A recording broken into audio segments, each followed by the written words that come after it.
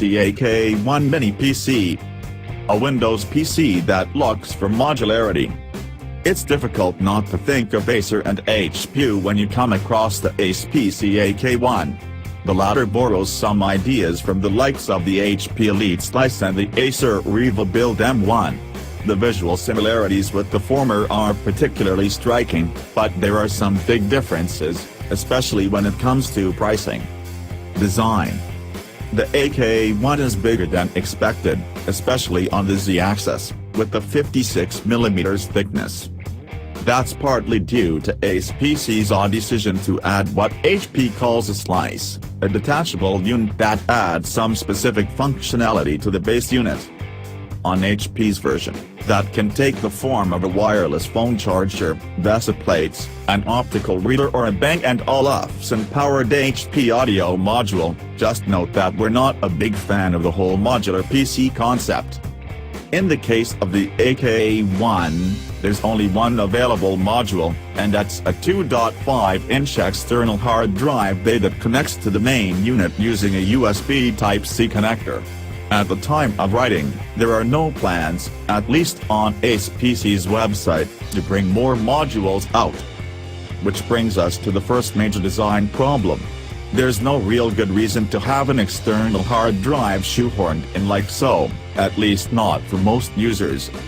The drive is likely to be bottlenecked by the USB bandwidth, and eliminating this HDD module would have saved both on the bill of materials, complexity of design, and cut down the size of the PC. Instead, a device like the VORC V1 might be a better alternative if you're looking for a host that can accommodate the 2.5-inch HDD. Like HP's Slice, the AK1 uses a very distinctive copper-colored heat exhaust. There are 4 full-size USB ports, 2 USB 3.0 models, 2 USB Type-C connectors, one of which is located underneath the PC, a proprietary power port, a full-size HDMI connector, a Gigabit Ethernet LAN port, an audio input and a microSD card slot. The hard disk expansion module can be removed easily by unlocking it and then pulling. Adding the hard drive requires you to remove 2 screws and plug in your Saudi hard drive. Note that there's no VESA mount option. Specifications. The Celeron J3455 processor that powers the AK1 is a quad-core, 4-thread, CPU from the Apollo Lake family. It has a low power dissipation at 10 watts and supports up to 8 GB of RAM.